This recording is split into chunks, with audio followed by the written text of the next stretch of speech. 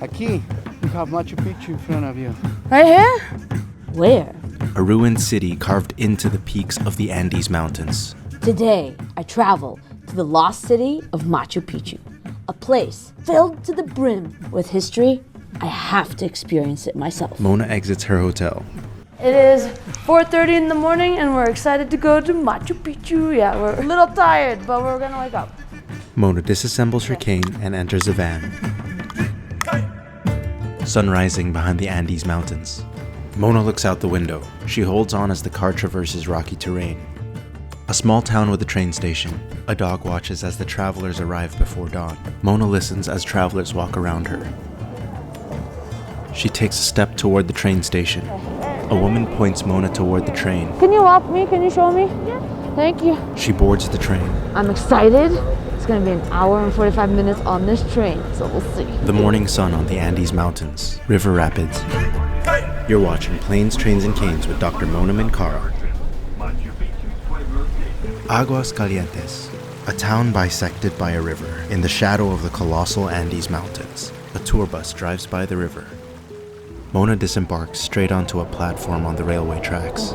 Guides holding signs with people's names. Yeah, right here. Mona. Okay. Dos, sí. The man crosses the train tracks. Mona lags behind. Señor, perdón? The man looks back and points ahead.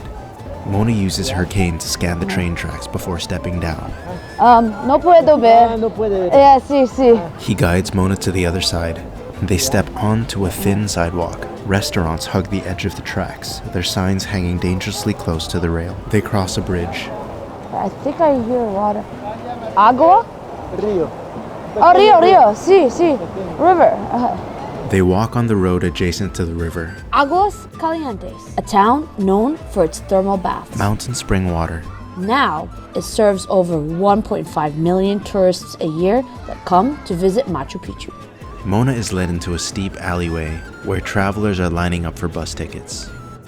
A man with black hair emerges from the line. He smiles and waves at Mona and the camera. Hello, how are you doing? Hello. What You're the tour guide? Yeah, I'm gonna be the tour guide. ¿Cómo te llamas? Juan Castillo. Castillo. So, They shake hands. Juan Castillo walks by Mona's cane arm. okay. If you can walk on my left side, it's easier for me. He switches to Mona's left side and walks by her to the bus. Juan Castillo, have you ever worked with a blind person before? No yet? Yeah, But- today, first day. They enter the bus. It's crazy to see how hard it is to get here. First, we had to wake up at 4 a.m. Then, we had to take a 2-hour car ride. Then, I had to take a 2-hour train ride. And honestly, I wish I could have the windows down. And now, we are on a 20-minute bus ride. Let's see what else is left to do to get to Machu Picchu. View of the Andes as the bus ascends higher into the mountains. Mona and Juan ascend a small set of Is stairs. it steps all the way up? Yes. Stairs? Stairs. Now we're gonna go up, all the way up, and don't make me scared. Yeah, you're scared. I'm not scared, you're scared. He smiles nervously. At the base of 500-year-old steps, Oh, these are steps. Okay, is there any railing? No. No railing. Juan Castillo guides Mona up the steps. Mona uses her cane as a hiking stick. Okay, so we're in Machu Picchu, and Juan Castillo just told me that we're gonna go up a bunch of stairs. And as the steps are not even, but one step at a time, we'll get there. A group of tourists lag behind Mona. Some of them pass by. Somebody wants to pass us. Yeah, please, because I'm slow. We are.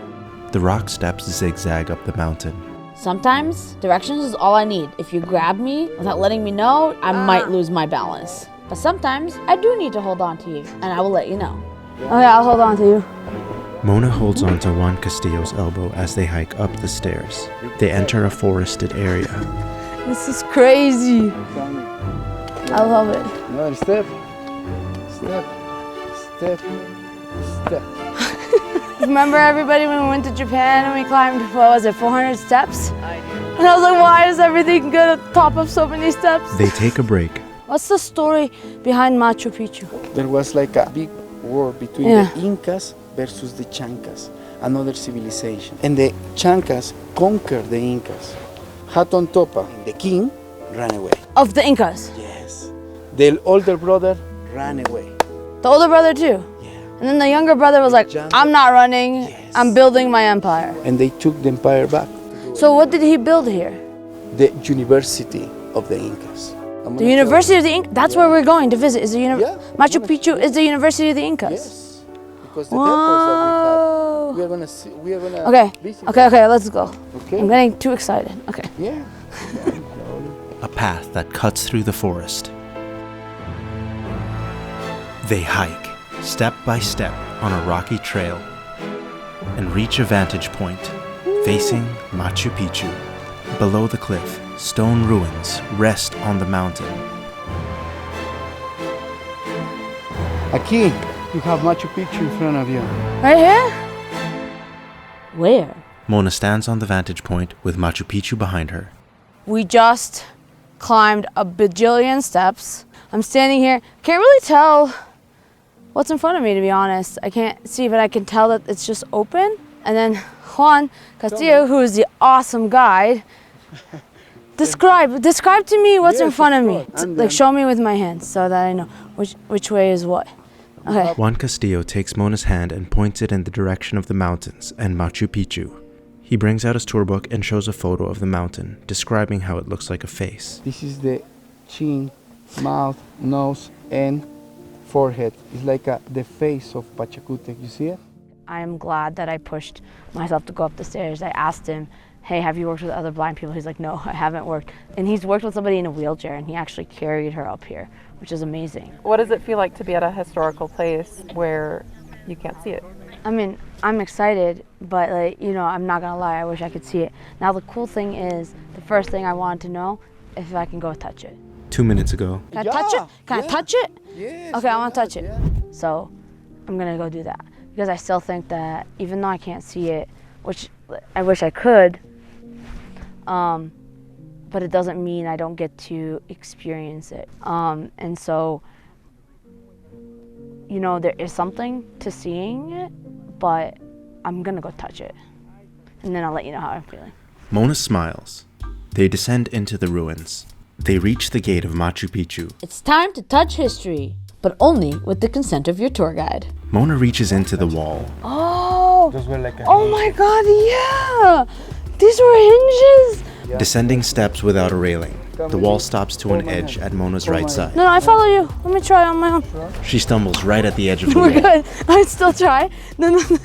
He takes okay, Mona's it's okay. arm and leads her down the stairs. I'm not afraid of falling. Sure? Yeah, like if I fall, it's okay. Inshallah, I get up again, He leads Mona to a quarry with large boulders. I want to touch it. Okay. Touch this big rock. How did they cut the rock? Very nice question. Juan Castillo leads Mona to a boulder with deep holes in a neat line, a long fissure connecting the holes. Mona reaches over the railing and touches the holes with her cane. Yes. Nice. No way.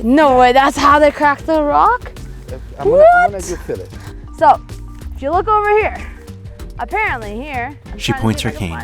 Hold on. I'm not supposed to be doing this. He's going to help guide it. See, all of these, there's holes. They're kind of in the rock. And so what they used to do is they used to put wood in the holes, like really jam it in there. Then they used to put water on the wood, and the wood would expand. And that would cause the rock to crack. That blows my mind. Is that really wow. Mona and Juan by a cliff. They look towards the mountains. Juan pulls Mona away from the edge. Come with me. Thank you. Now I feel better. But hold on, just stay here. Don't worry. I just want to feel the air all around me, okay? Juan looks back nervously. Trust me that I will use this and I will know, this is the edge. Don't Mona worry. demonstrates her cane. Juan looks around cautiously. Mona takes off her glasses. Oh my god, the wind is so nice. They walk towards stone ruins. If you're too scared all the time in life, then you don't get to do stuff. Especially if you're trying to do something that helps you grow. They reach a roped-off stone temple, a sign that says, "Do not touch." So this is the most important temple that you have in front of you. Can I touch it? Of course. Wait a second. Juan checks if the coast is clear. Wait a second. Mona steps over the rope and touches the temple. Juan Castillo smiles and waves at another tourist. Let's go and see more. Yes. Let's go and touch more. Stone terraces. I want to make it clear to everybody. I'm not encouraging you to touch things you're not supposed to touch. But if you are a blind traveler and you ask your tour guide and it's okay, then go ahead. Touch the history. Mona inside the theology temple. Since we're at a university, I decided to take on his challenge to learn the Incan god's name. So hold on. Apo kontiti ije texe widakocha Pachayachachi. pachayachachi. Yes. Pachayachachi. Let me do it one more time. Apo. No, don't. Yeah, okay. I'm gonna let you go. I have to try. Yeah. She hits Juan's arm for interrupting her. He nods as Mona practices the Incan god's name. I'm gonna. You're gonna quiz me, huh? Yeah. Okay. Apo kontiti. I have a quiz, Natalie. Just like I give to my students. It's amazing. The Incans had a university and they didn't have a written language. Mona uses her cane to touch a shallow stone bowl of water. They had mirrors to study the stars to see what was in the night sky. Mona walks on the terrace carved into the mountain that they used for farming. They stored their harvest in temperature-controlled rooms called granaries. It really is much cooler inside than it is outside. We can't go inside, but you can stick your hand in and you can feel like a temperature variance. Pretty cool. They had waterways that still operate to this day. Mona sits down on stone steps. She reaches down to feel the water flowing out of the stone wall. Very nice, it's so cool. I got to experience the story that is within the walls of Machu Picchu. The ruins of Machu Picchu and the jagged peaks of the Andes Mountains. Juan Castillo points at Mona. Wait a second. Yeah, I have a test. tell me. Okay, Apu Conti. Apu Contiti Ije Texe Wiracocha Pachayachachi. As a professor, I give myself a C-. Bus ride down the mountain. Now it's time to go back to Cusco. Let's get on the train. A train station in the crevice of two mountains. The Peruvian flag in the wind. Mona shuffles her way past the crowd. Attendants holding signs with the letters A, B, C, and D. It seems like there's two doors and I don't know what the difference is between them. And then we'll see how they allow us to board. So we're catching the Inca Rail and we're in cart C. Mona stands in line at Group B. She shuffles with the crowd that's boarding in Group B. The attendant checks Mona's ticket, looks at her cane, and directs her to the side. Mona walks forward. So apparently they're only boarding B, but there's no way for me as a blind person to know that. There's no auditory announcements or anything. An attendant guides Mona to the platform. As they slowly descend the staircase, a lady holding a boarding sign A passes on her left side with the boarding group. They reach the platform and the train approaches. Passengers with their tickets and luggage wait as the train rushes by. She boards the train. We're here. This is the train. We're the first ones on the train. She disassembles her cane. Yet again, I wish I can open the windows on this train. Mona sits in a train car with live musicians. Dancers with costumes and masks dance on the train. They dance with the passengers, spinning around. A clarinet player flourishes with its fingers. The dancers start a conga line with the passengers. And Mona joins in. Mona by the gangway connection door. She grabs the handle and opens the door. Let's go! They find their way outside. Mona jumping for joy with a big smile on her face. This is so cool! The train cuts through the forest and mountains. Trees and branches zip by. Mona gives 2 thumbs up. She pumps her arm and then smiles. My dream is coming true! Mona rides the train happily with the wind on her face. On the next episode of Planes, Trains, and Canes. Search public transportation path from Lima, Peru airport to the Hyatt. Okay, so I don't know how I'm gonna get to the hotel using public transportation. I could take the easy way out and take an Uber, but that's not the whole point of this show is that really using the systems that are there. Mona arrives in Lima. They have just opened the door. She enters a restricted area. Airport exit. I have to make a decision. Do I take the taxi or try to figure out where this bus is? Mona on her phone. Okay, walk 5 minutes, then bus, and then walk for 4 minutes. Okay, let's try this. Let's see. I really want to know if there is a bus or not. I literally got both. It's down there to the left and it doesn't exist. Which one is it? Credits: The Planes, Trains, and Canes team. Mona Minkara, Natalie Guse, Benjamin Jimenez, Elizabeth Janney, Krissa Harmon, Prithvi Rajmacha.